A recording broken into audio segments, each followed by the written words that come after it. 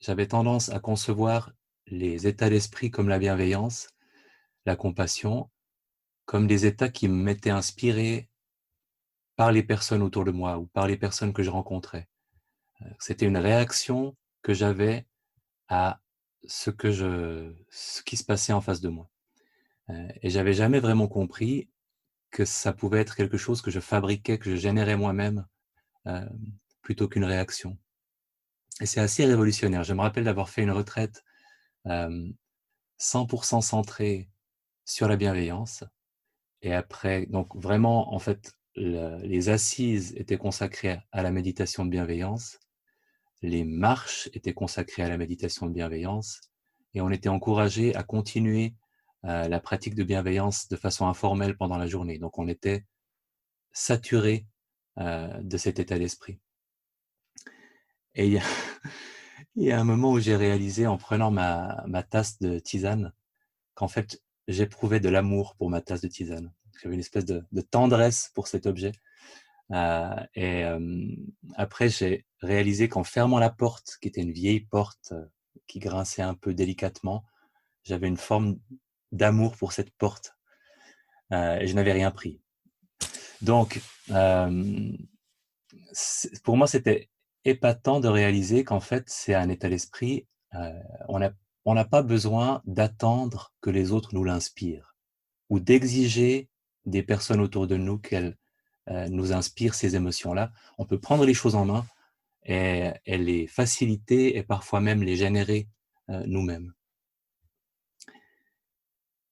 Pourquoi pourquoi pratiquer la méditation de bienveillance et ses voisines? Il y a plein de raisons différentes et je voulais revenir là-dessus. Passer juste comme j'avais fait pour la concentration, une vingtaine de minutes à rappeler 2 ou 3 éléments et ensuite passer à la pratique.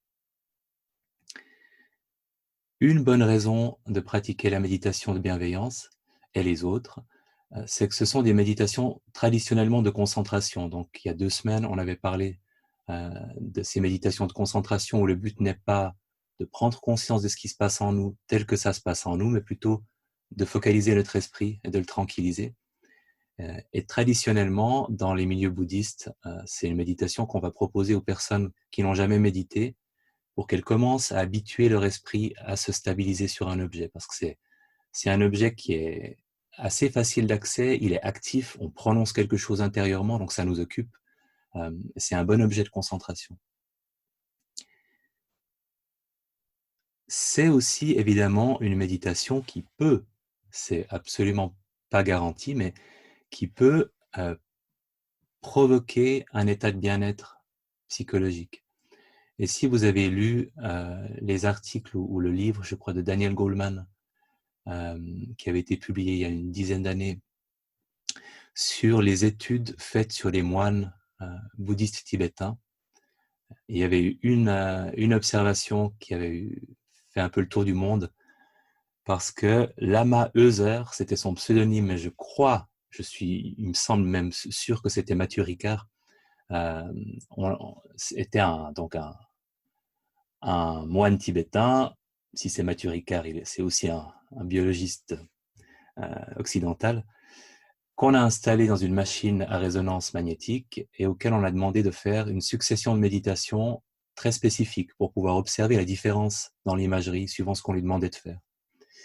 Et il y a une des méditations euh, où il avait une activation, sauf erreur, préfrontale droite qui correspond et d'autres zones du cerveau qui correspondaient à un très très grand bonheur. Et il était complètement hors norme en termes d'intensité, de valence positive émotionnelle dans cette imagerie. Et la méditation qu'il pratiquait à ce moment-là, c'était une méditation de compassion. Et compassion, souvent, dans la tradition tibétaine, il s'agit en fait de bienveillance. C'est pas forcément de compassion au sens de prendre conscience de la souffrance d'autrui. Là, c'était vraiment une forme de bienveillance qu'il pratiquait. Donc, potentiellement, c'est une méditation qui peut générer des états de bien-être psychologique quand on est expérimenté dans sa pratique, en tout cas. C'est aussi une famille de méditations qui permettent de plus en plus de prendre conscience de la présence de ces états d'esprit-là dans la vie quotidienne, de les apprécier, de les reconnaître, peut-être de leur donner aussi de plus en plus de place. Par exemple, pour moi, c'était intéressant quand j'ai appris l'existence de la joie empathique, cet état d'esprit, cette émotion qu'on ressent quand on est heureux du bonheur de quelqu'un. Il n'y avait pas de mot pour ça en français, il n'y en a pas non plus en anglais d'ailleurs. Dans les langues d'origine indienne, il y a généralement un mot spécifique pour cet état d'esprit-là. Et j'ai pris conscience avec plaisir que la raison pour laquelle j'aimais bien regarder Federer quand il gagnait l'Australian Open contre Nadal en 2017, c'était parce que ça me faisait éprouver une dose massive de joie empathique. Et une fois qu'on apprécie la qualité de cet état d'esprit, on peut, il prend plus de place pour nous. On réalise tous ces petits moments où en fait, une source de satisfaction vient de cet état d'esprit-là.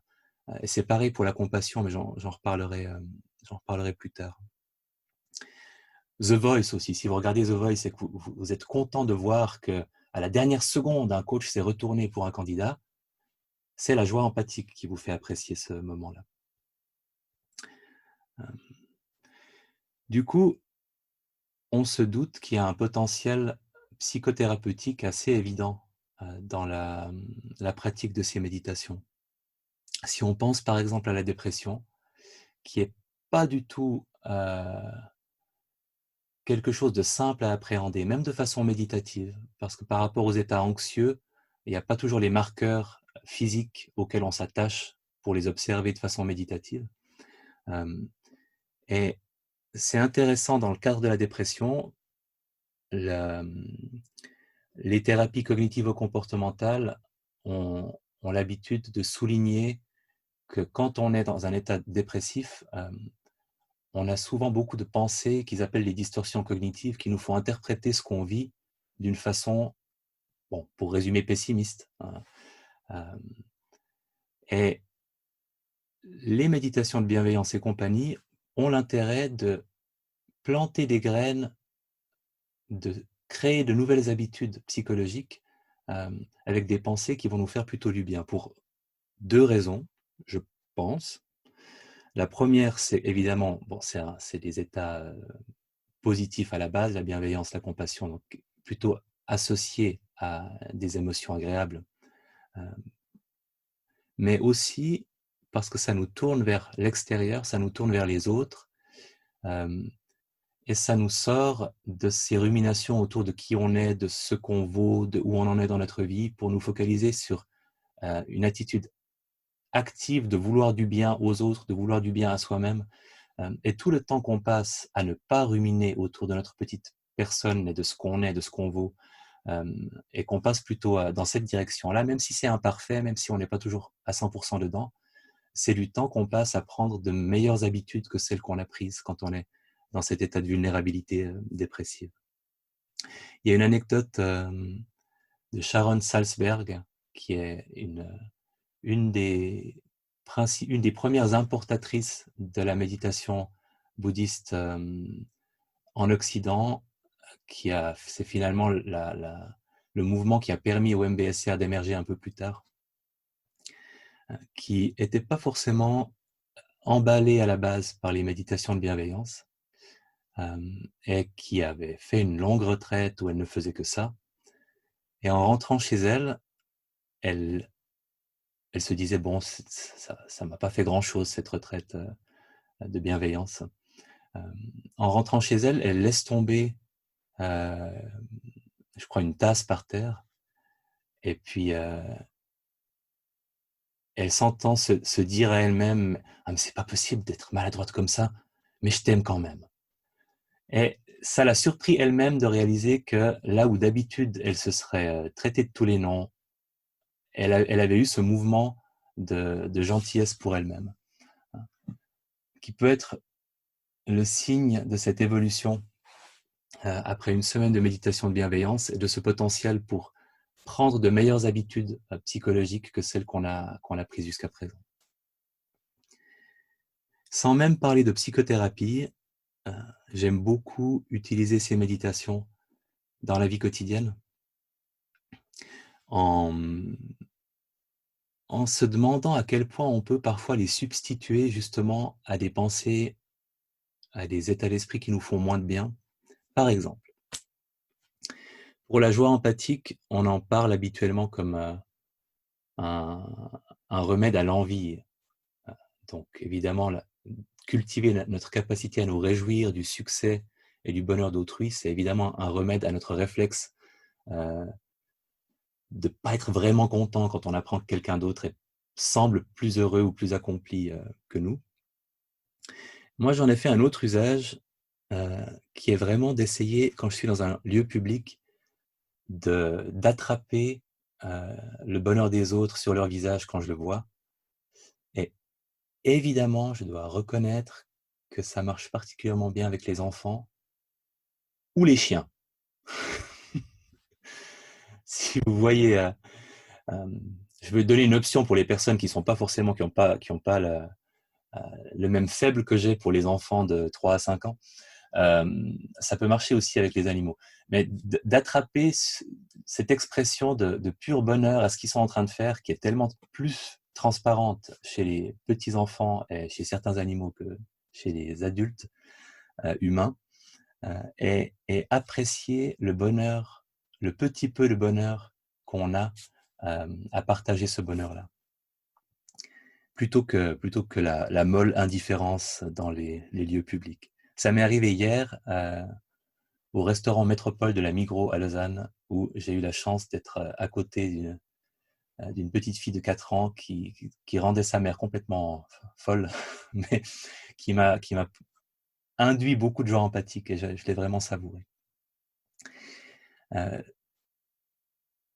La compassion, donc la compassion, pour rappel, c'est cet état d'esprit qui est le mélange de la prise de conscience de la souffrance de quelqu'un d'autre ou de sa propre souffrance et du souhait, de l'intention sincère que ça s'arrange, que ça s'améliore ou que cette souffrance soit mieux vécue. La compassion est un état d'esprit super intéressant parce que si on attrape le fil de la compassion, quand on est face à la souffrance qu'on voit à la télé, à la souffrance des gens qu'on rencontre, ça nous permet d'échapper à beaucoup d'autres émotions qui ne nous feront pas beaucoup de bien. Les réflexes face à la souffrance de quelqu'un, ça peut être très souvent la tristesse, mais la pure tristesse, qui finalement nous renvoie à notre propre détresse, qui nous sépare parfois de la personne qui souffre, parce qu'on se sent affligé en fait, on a presque envie de partir parce que ça nous rend trop triste. La culpabilité, bien sûr, de se sentir privilégié, injustement privilégié par rapport à la personne qui souffre. La colère, quand il y a quelqu'un à qui on peut en vouloir pour cette souffrance-là. Et c'est vraiment un exercice, quand on est face à de la souffrance, ça peut être très intéressant de se demander est-ce qu'on peut formuler une petite phrase de compassion intérieurement, juste pour s'aiguiller dans cette direction-là. Il y a aussi, ce dont j'ai souvent parlé pour la gratitude. La gratitude peut se substituer au chagrin qu'on ressent en pensant à des personnes disparues. Et pour moi, ça a vraiment été une révélation. C'est pour ça que j'en parle souvent. De penser à des personnes qui me manquent en les remerciant de ce qu'elles m'ont apporté, ça m'émeut, mais ça me tire pas en bas comme le chagrin pur le ferait. Il y a un mélange de quelque chose de triste, parce qu'il y a forcément une part de chagrin quand on fait ça, mais il y a aussi toute cette gratitude qui est une émotion solaire, qui équilibre, et qui du coup donne la permission de penser plus souvent à des personnes auxquelles on éviterait de penser si on avait peur d'être à chaque fois submergé par le chagrin. En tout cas, ça marche bien pour moi. La toujours dans cette, ce travail dans la vie quotidienne, ça peut être très intéressant avec la bienveillance de prendre une personne difficile de temps en temps, et d'essayer de lui souhaiter du bien. J'ai pu faire tout un travail intérieur avec une personne difficile, où j'avais raconté ça dans une retraite, où j'avais commencé par la mettre dans la case des personnes difficiles. Quelque temps plus tard, dans la case des personnes, neutres, heu, qu'on réserve normalement à des personnes qu'on ne connaît pas, j'avais un peu triché et spontanément, un peu plus tard, je me suis dit: «Mais en fait non, je peux tout à fait la considérer comme une personne proche, comme ces personnes, auxquelles il est facile de souhaiter du bien qu'on utilise, dans la méditation de bienveillance». Et cette évolution purement méditative, purement intérieure, a eu un impact sur ma relation avec la personne en question. Donc on peut faire tout un travail aussi relationnel dans la sécurité de sa vie intérieure sans se confronter à quoi que ce soit, et sentir quand même une évolution. Je crois que c'est surtout ça que je voulais vous dire. Après, sur le plan pratique, là aussi, quelques rappels. On peut méditer pour tout ce qui est bienveillance, compassion et joie empathique. Hem, on peut méditer avec des phrases. C'est par défaut, on va utiliser une phrase comme support de la méditation.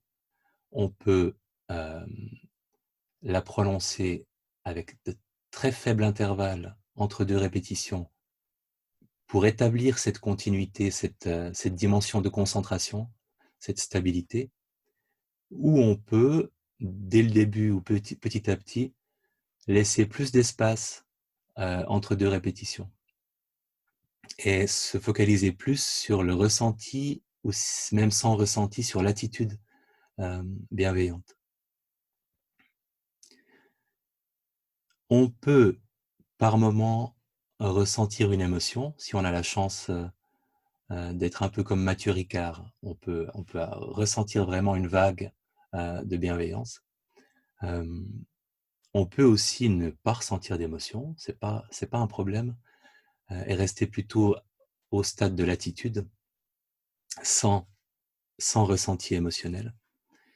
On peut aussi ne rien ressentir du tout et on peut ressentir des émotions qui sont contraires à l'intention de bienveillance. C'est important que tout ça soit normalisé parce que c'est une pratique dans laquelle on prend la direction d'un état d'esprit et suivant les jours, suivant les circonstances, suivant les personnes auxquelles on adresse ces phrases, ben, la direction, on avancera plus ou moins loin, dans ce chemin.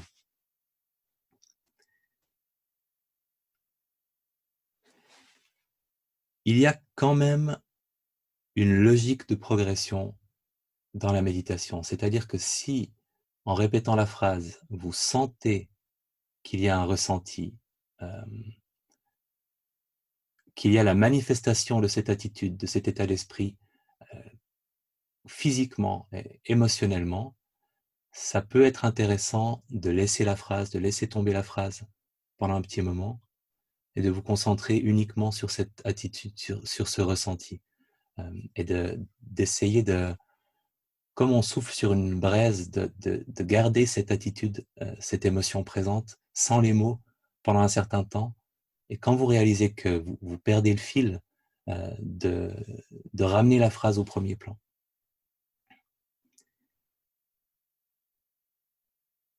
OK, je crois que c'est tout ce que je voulais vous dire. Le reste pourra se faire pendant la méditation, donc on va pratiquer plusieurs méditations qui vont dans cette direction de cultiver, des états d'esprit qui nous font du bien, avec des petites variations. Est-ce qu'avant qu'on commence, quelqu'un aurait une question? Je vous vois plus flou que d'habitude, j'espère que vous ne me voyez pas trop flou. OK, ça va. Bien. Est-ce qu'il y a une question? Pas de question? OK, ça a l'air d'aller. Alors, vous pouvez prendre une position naturellement bienveillante pour vous.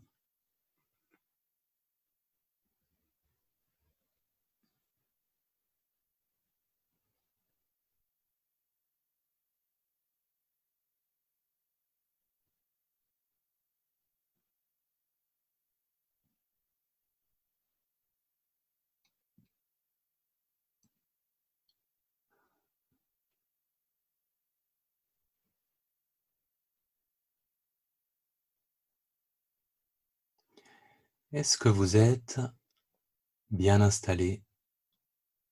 Est-ce que, prenant conscience de la position,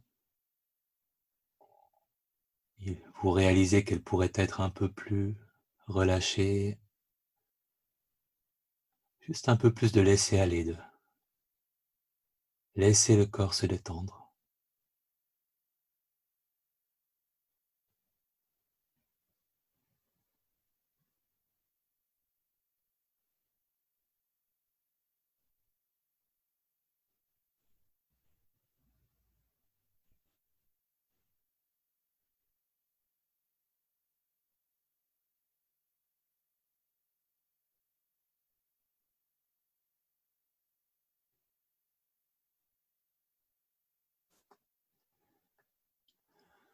En prenant conscience de la sensation de contact avec le sol,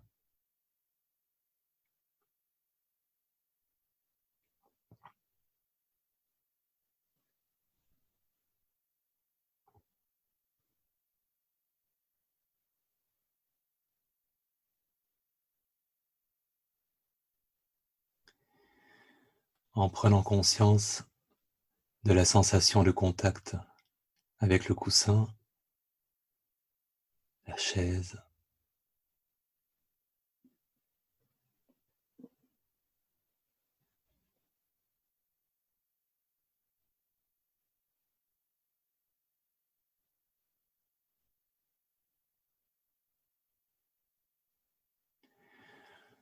laissant le corps prendre appui,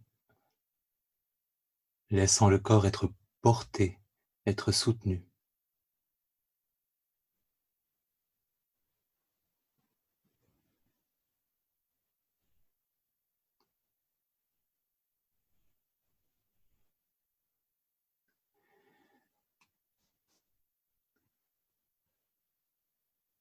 Et peut-être une idée de bienveillance pour le corps avec chaque expiration. À chaque expiration, souhaitez du bien-être, de la détente à votre corps.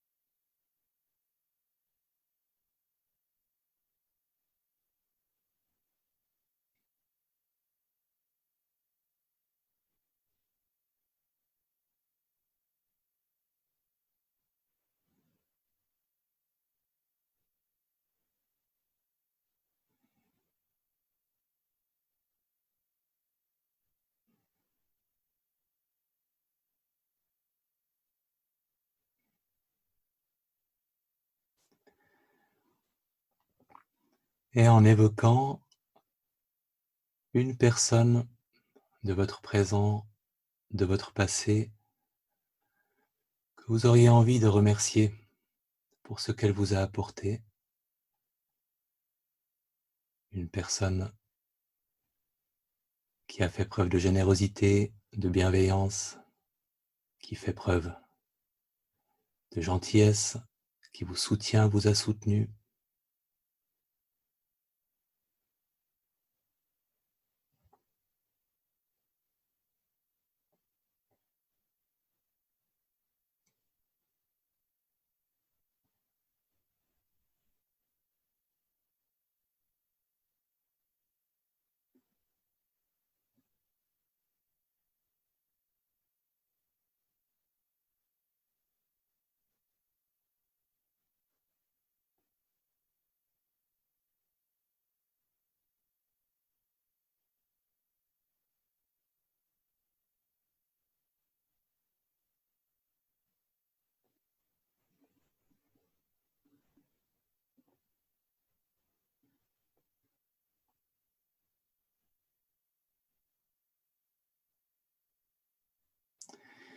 donnant à cette personne de l'espace dans votre imagination. Vous pouvez vous la représenter près de vous ou simplement ce qui vous permettra le mieux de lui donner autant d'espace que possible.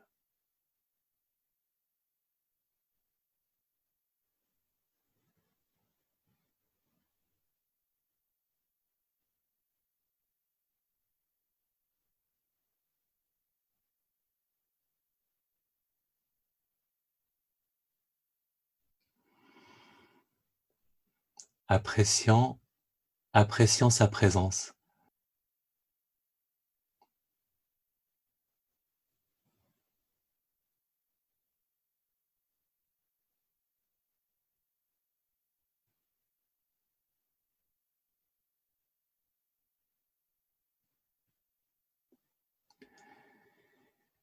Pour la remercier, vous pouvez formuler des remerciements intérieurement. Je te remercie de, merci pour, et faire une petite liste de toutes les petites et les grandes raisons pour lesquelles vous pourriez remercier cette personne et formulant chaque remerciement ou parfois, si vous n'avez pas de nouvelle idée, répétant les mêmes remerciements ou simplement prononçant des merci régulièrement dans votre esprit pour garder présente cette attitude de gratitude.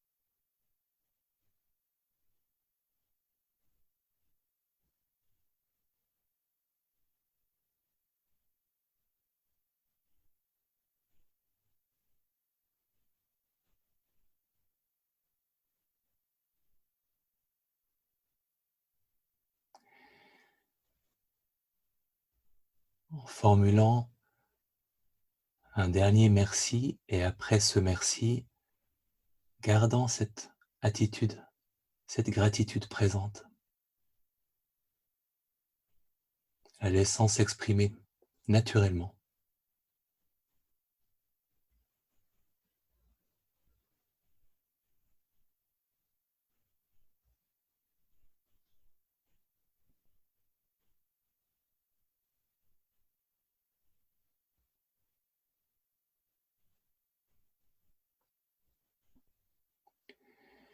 Et en appréciant pleinement ce que c'est pour vous, que cet état d'esprit, que ce ressenti de gratitude.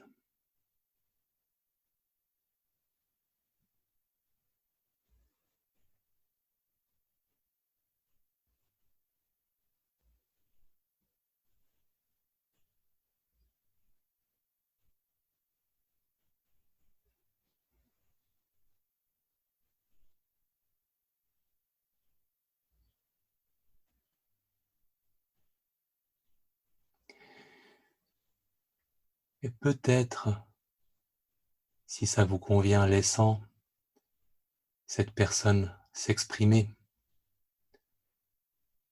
vous souhaitez ce qu'on peut vous souhaiter le bienveillant en ce moment, quelque chose que vous pourriez peut-être aussi souhaiter à d'autres. Que vous souhaite cette personne?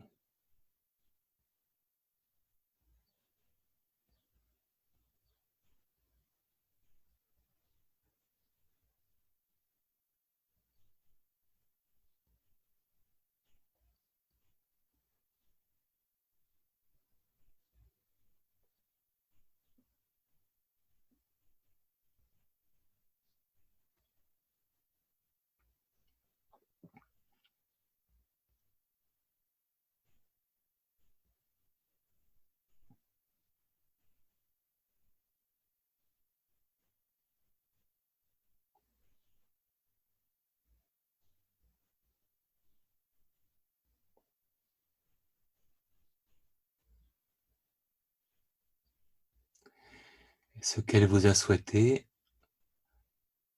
en vous le souhaitant à vous-même, je me souhaite, ou la formulation qui convient pour vous,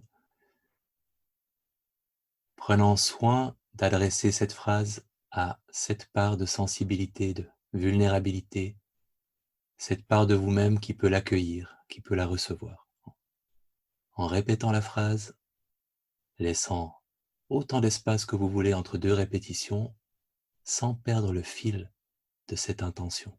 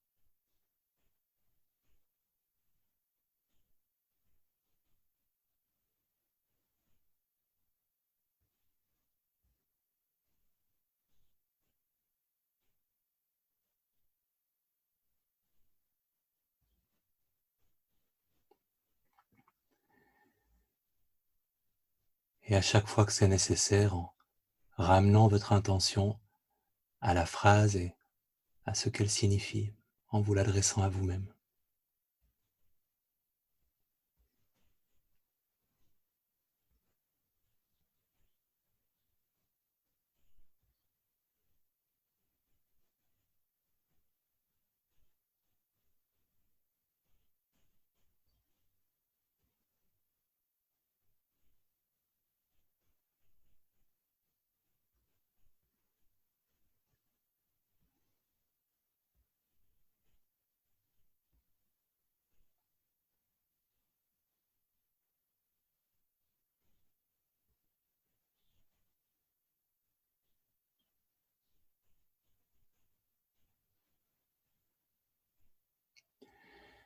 Évoquant une personne à laquelle il vous sera facile de souhaiter du bien, et en lui adressant ensuite la même intention, en la répétant intérieurement.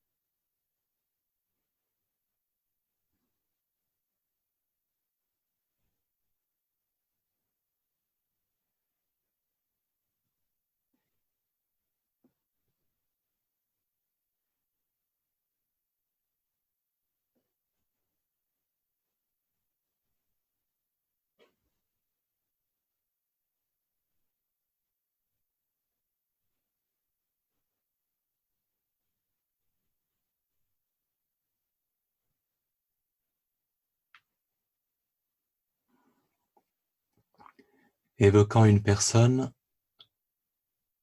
de votre choix ou bien une personne qu'on appelle neutre, une personne que vous ne connaissez pas personnellement, mais que vous pouvez vous représenter, que vous pouvez imaginer,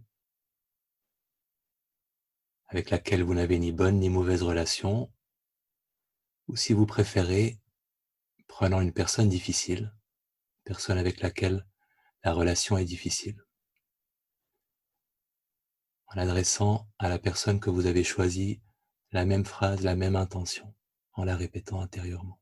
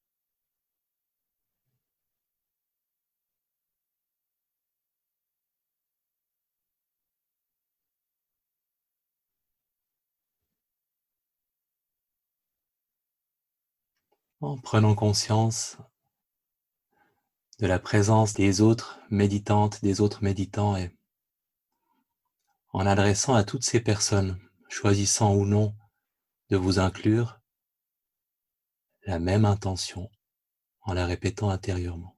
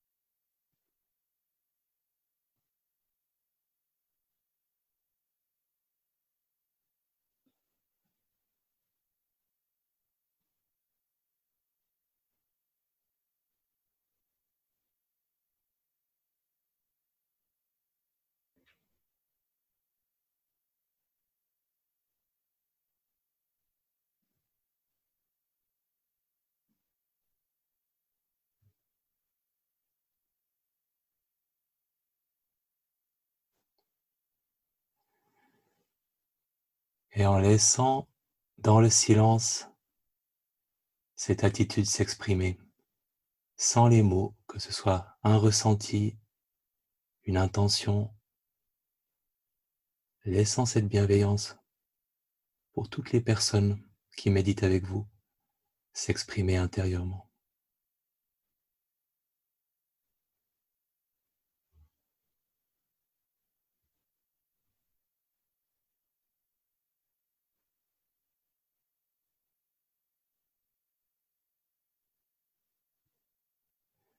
En gardant l'attitude elle-même, l'intention elle-même, le ressenti lui-même comme fil conducteur, comme objet de méditation, avec la possibilité d'utiliser la phrase à chaque fois que vous en avez besoin pour redonner de la force à cette attitude.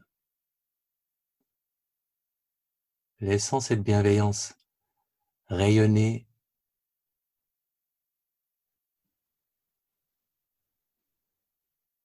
tout autour de vous,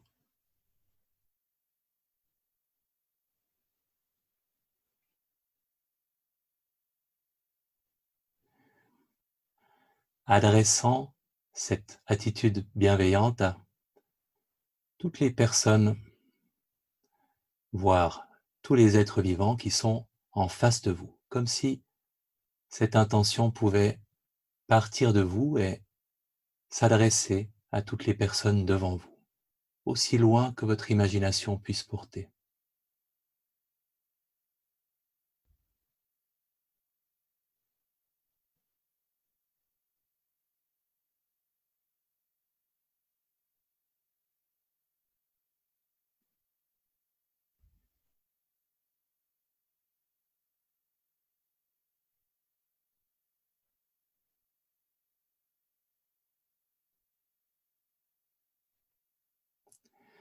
Toutes les personnes ou tous les êtres vivants sur le côté droit, sur votre côté droit, en leur adressant cette qualité de bienveillance.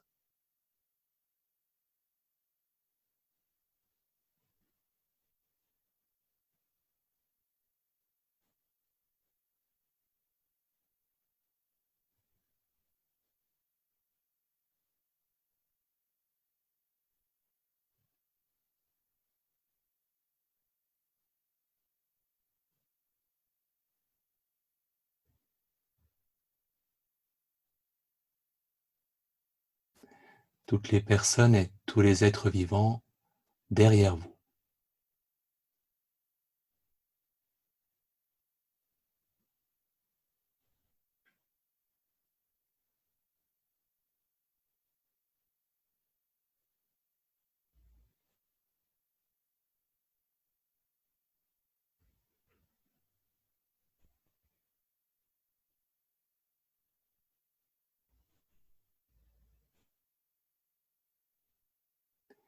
En laissant l'attitude, le ressenti rayonner et revenant à la phrase à chaque fois que vous en avez besoin.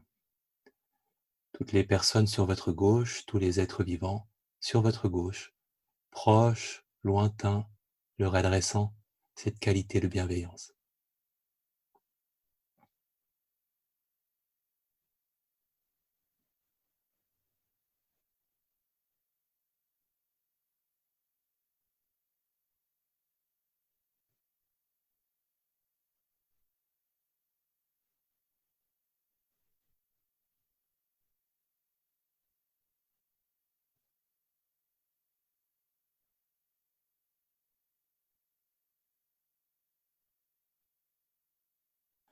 Les personnes, si vous êtes dans un étage élevé, ou les êtres vivants en dessous de vous, laissant cette bienveillance rayonner.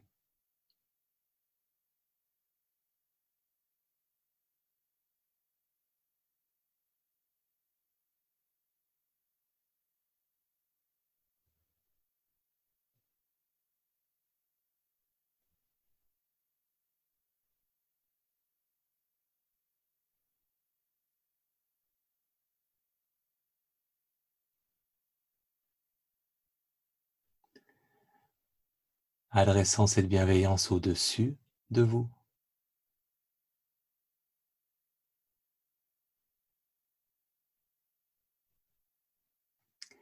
Il y a des avions, il y a des oiseaux, il y a les personnes de l'étage supérieur, peut-être.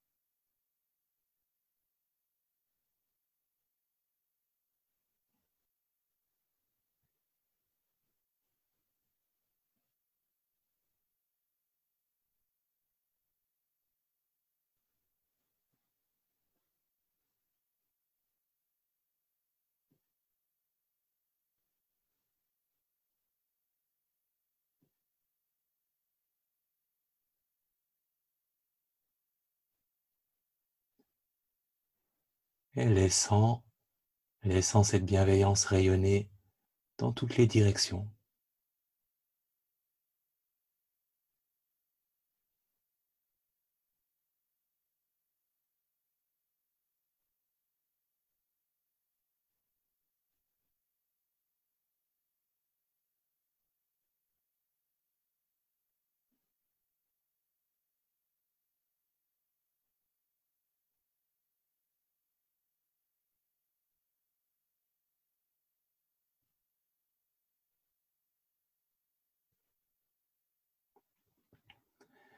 En appréciant simplement ce que c'est que de vouloir du bien tout autour de vous, pour vous.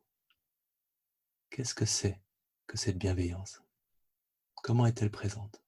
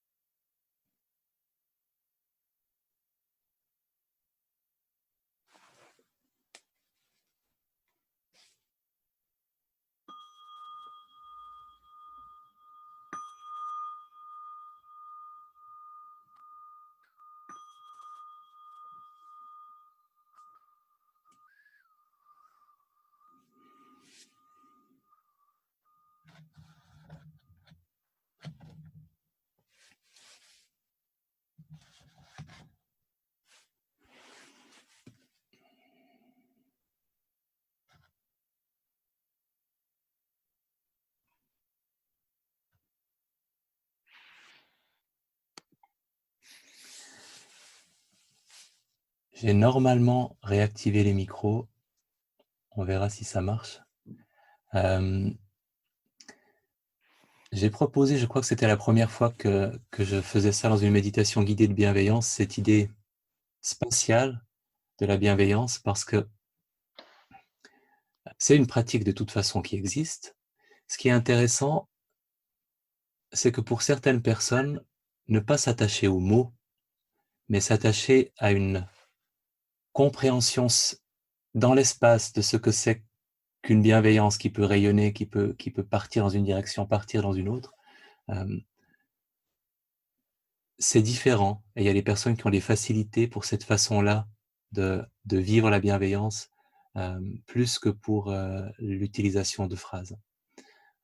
Ça m'intéresserait d'avoir quelques observations ou questions sur cette méditation-là, qui a commencé par de la gratitude et puis qui a évolué vers cette bienveillance. Est-ce que quelqu'un souhaiterait partager ou demander quelque chose? Je pense ce qui m'est venu à l'esprit en vous écoutant, c'est quand on a une personne spécifique à l'esprit, forcément, c'est la relation qu'on a avec cette personne qui est aussi un peu en jeu et puis c'est c'est, hem, c'est la personne qui est quelque chose qui est extérieur à nous, qui est au centre de ce qu'on fait souvent. Pas forcément, mais souvent. Et puis à partir du moment où on n'a plus cette notion de personne spécifique, mais où on a cette notion de direction, on est plus finalement centré sur soi en tant que petit générateur portatif de bienveillance, comme un radiateur, comme un radiateur, à comme les lampes, à poussins à infrarouge. Je sais pas pourquoi cette idée m'est venue, mais qui dégage de la chaleur et cette idée qu'on génère quelque chose intérieurement, un état d'esprit et que cet état d'esprit, on peut l'adresser, le faire partir un peu dans tous les dans toutes les directions, mais on est plus centré sur soi en tant qu'émetteur de bienveillance et moins sur la personne à laquelle on l'adresse, puisqu'il n'y a justement pas de personne spécifique sur laquelle on peut se fixer.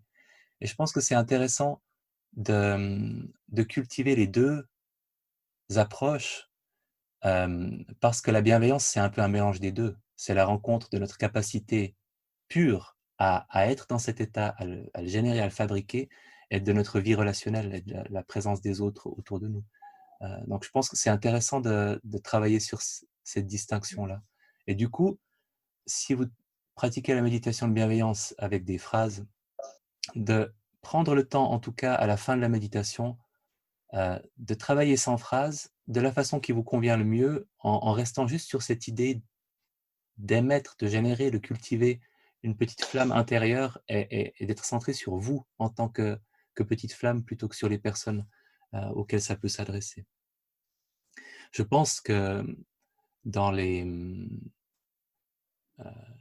dans les méditations traditionnelles de bienveillance, si je comprends bien mes suttas bouddhistes, l'idée de générer un état d'esprit et de l'adresser dans les différentes directions est l'idée la plus ancienne dans le canon des textes bouddhistes, puisque comme d'habitude, c'est une méditation qu'on a piquée à la tradition bouddhiste. Et l'utilisation de phrases, je crois que ça vient des commentaires, donc de personnes qui ont voulu plus tard clarifier ce que c'était ou donner des instructions spécifiques pour aider les gens à entrer dans cette méditation-là. Donc dès le départ, il y avait l'idée de générer cette bienveillance et de l'adresser dans toutes les directions. Je vous propose, tac, d'abord je vous fais taire, je vous propose de voter, parce qu'en fait, j'aurais pas le temps de tout faire, c'est normal. Je n'avais pas prévu que j'aurais le temps de tout faire, mais est-ce que vous préférez, pour les prochaines 10 minutes, de la joie empathique ou de la compassion? Alors, joie empathique, nous ferons dans une position joyeuse et confortable.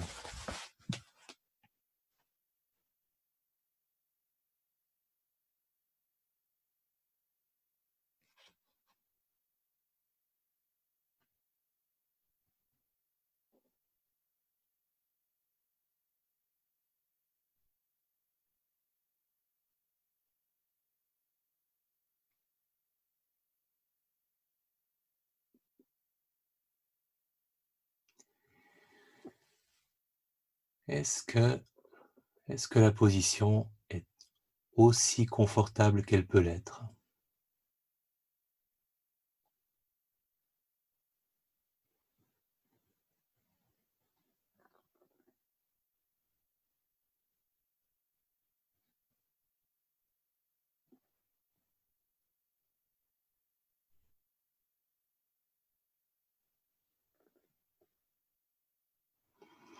Une grande expiration pour laisser le corps se relâcher.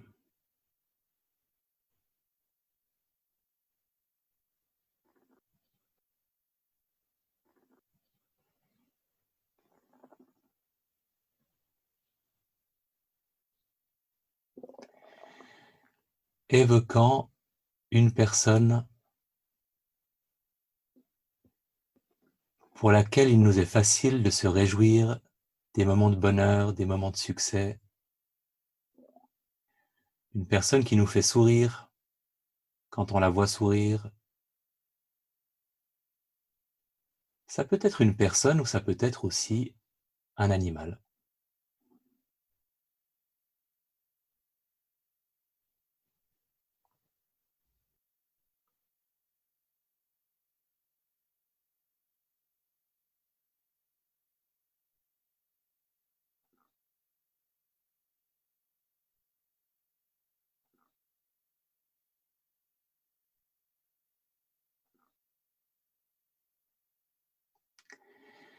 Et quand vous avez une personne à l'esprit,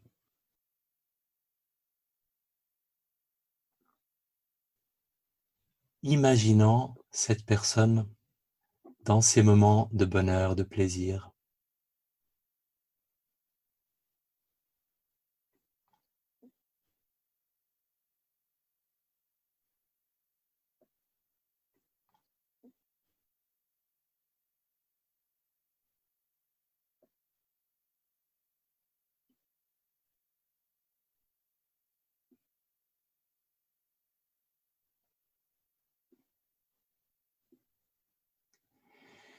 Et en lui adressant une phrase qui exprime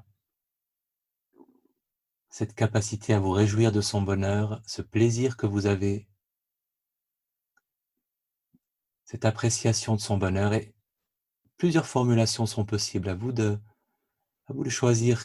Ça peut être quelque chose de très simple, ça peut même être un mot, mais la direction générale serait: «Je me réjouis de te voir heureux, je te souhaite de profiter de tes moments de bonheur, profite, te savoir heureux me rend heureux». À vous de choisir un mot ou une phrase qui exprime ce plaisir, cette réjouissance à l'idée du bonheur de quelqu'un d'autre. «J'aime te savoir heureux» peut aussi être une option, si vous n'en trouvez pas d'autres.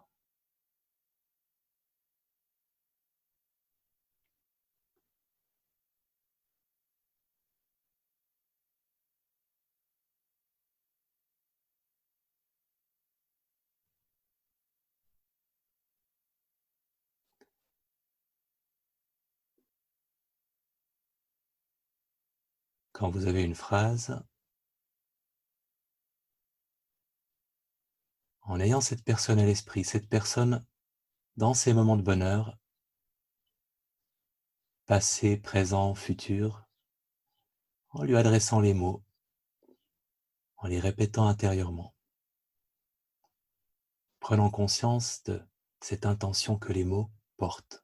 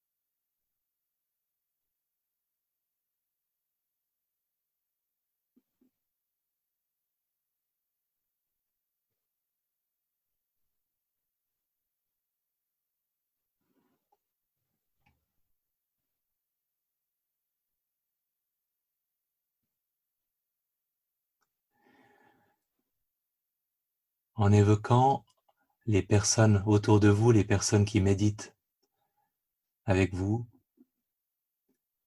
dans leurs moments de bonheur, laissant travailler un peu votre imagination.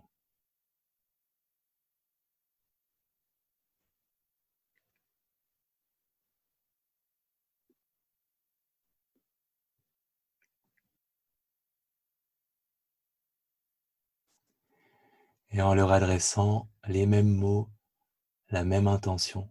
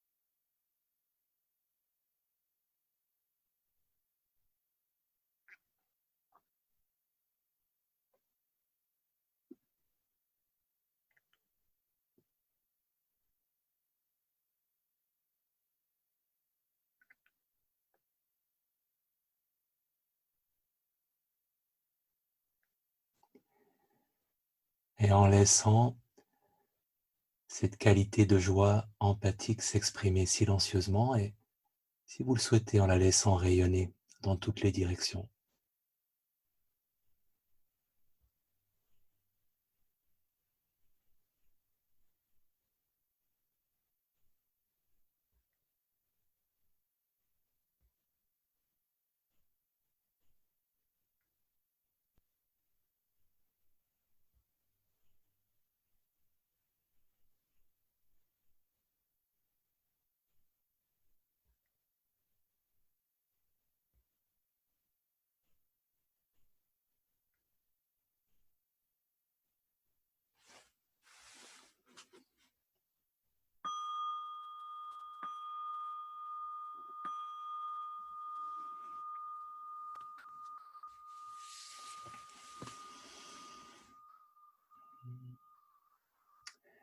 Alors, pour des questions de gestion du temps, je vais directement enchaîner avec la dernière méditation de la matinée, mais je donnerai la possibilité, si quelqu'un souhaite le faire, de s'exprimer sur cette méditation-là.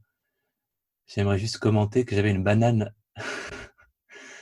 monumentale en faisant cette méditation, et ça m'a fait prendre conscience qu'il faudrait que je fasse de la méditation de joie empathique plus souvent, parce que de simplement imaginer vos moments de bonheur, et de les apprécier, j'avais voilà, cette expression figée sur mon visage, très agréable. Réflexion guidée, je préfère l'appeler comme ça parce que c'est pas une méditation d'origine traditionnelle, sur le contentement. Et là aussi, je vous propose de prendre une position confortable.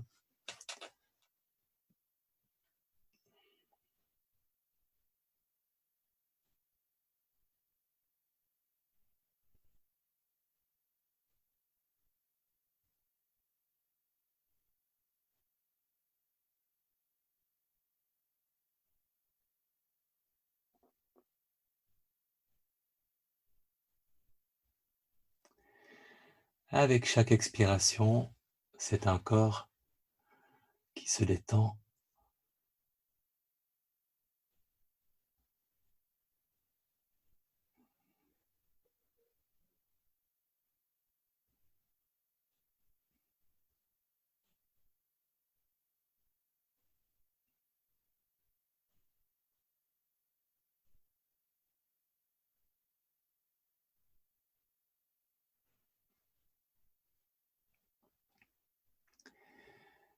Et une réflexion guidée sur le contentement, c'est simplement prendre le temps de faire l'inventaire de toutes les raisons, grandes et petites, qu'on peut avoir de ressentir du contentement ou de la gratitude pour notre vie telle qu'elle est. Un inventaire à l'après-vert, une arche de Noé, toutes ces petites et ces grandes choses.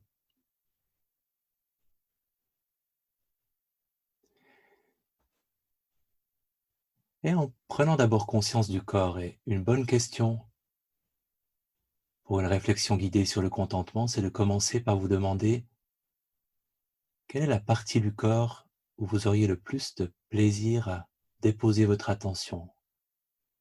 À quel endroit du corps seriez-vous le mieux installé avec votre attention? Et quand vous l'avez trouvé, laissant votre attention à cet endroit pendant quelques instants.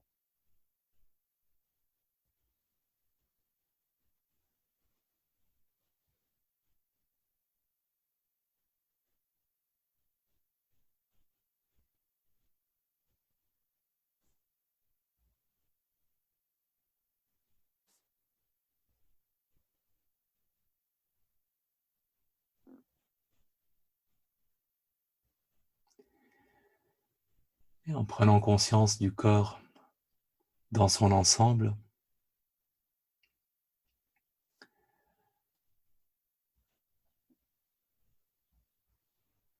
quelles sont les raisons pour lesquelles vous pourriez remercier votre corps tel qu'il est en ce moment? Quelles sont les raisons pour lesquelles vous pourriez le remercier? Merci pour, merci pourquoi? Et toutes les raisons, les plus futiles, les plus importantes, de remercier votre corps.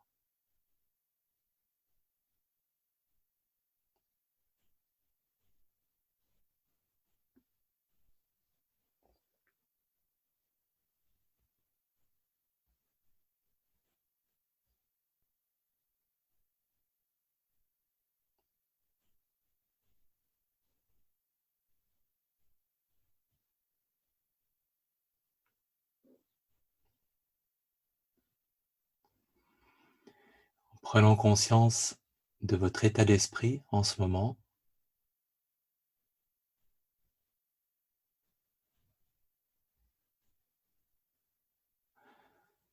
et en nommant ce qui peut être source de contentement, de satisfaction dans votre état d'esprit en ce moment.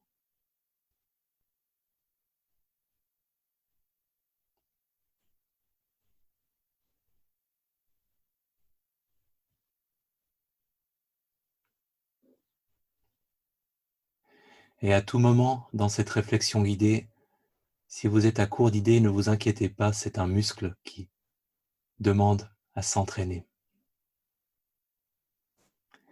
Quelles sont les qualités que vous vous reconnaissez, les traits de caractère auxquels vous tenez? Quelles sont toutes les choses que vous n'aimeriez pas voir changer dans la personne que vous êtes avec ses qualités et ses défauts?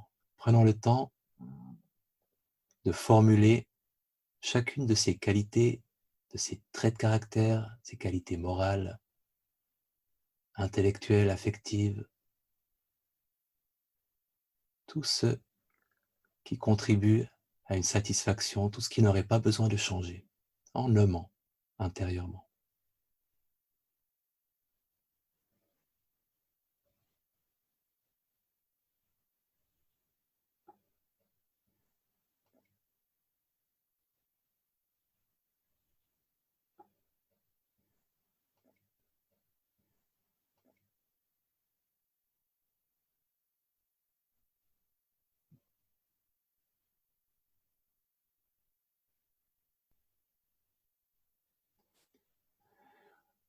En nommant maintenant les relations qui vous font du bien, qui vous nourrissent, les personnes proches ou moins proches, toutes celles dont vous sentez qu'elles contribuent à votre bien-être, même les personnes perdues de vue, toutes les personnes qui vous viendront à l'esprit en les nommant intérieurement.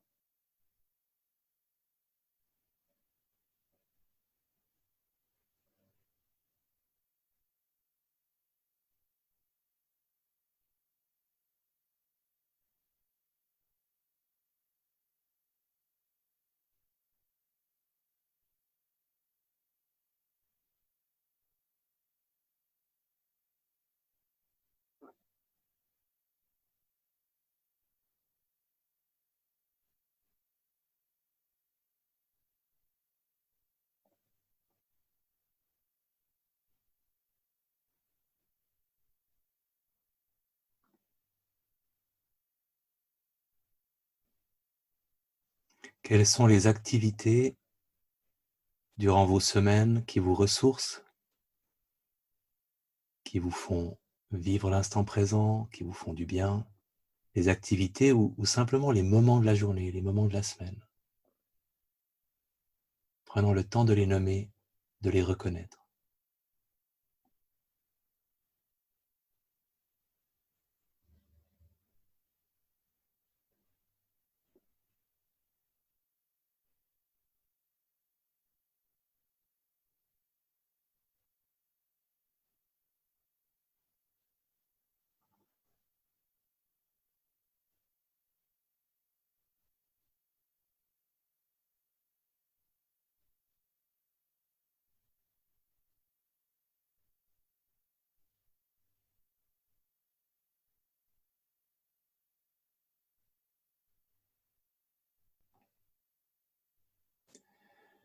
Quels sont les lieux, proches ou lointains,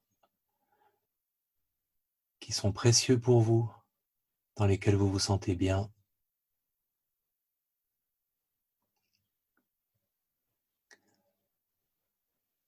Des pays, des maisons, des lieux dans la nature.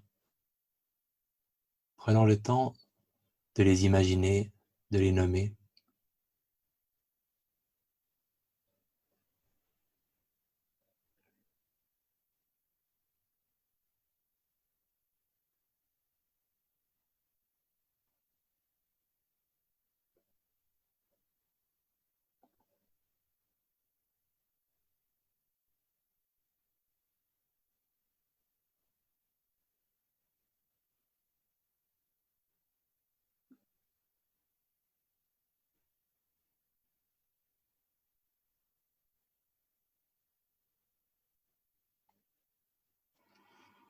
Et quelles sont toutes les autres petites ou grandes raisons qui vous viennent à l'esprit?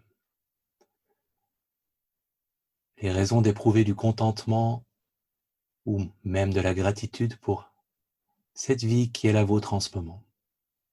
Les choses les plus futiles comme les choses les plus importantes. Qu'est-ce que vous prendriez avec vous dans votre arche de Noé?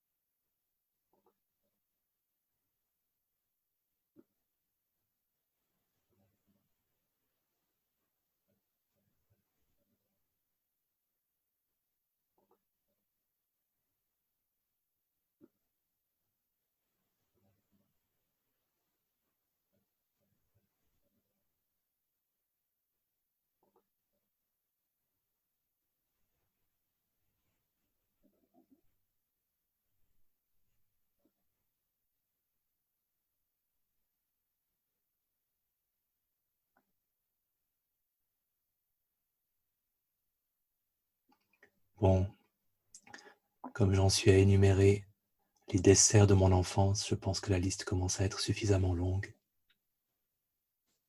Vous pouvez apprécier ce que c'est que cette capacité de se tourner vers les sources de satisfaction, les sources de contentement et pourquoi pas pendant quelques instants laisser le contentement s'exprimer en tant qu'attitude, en tant qu'émotion, dans le silence.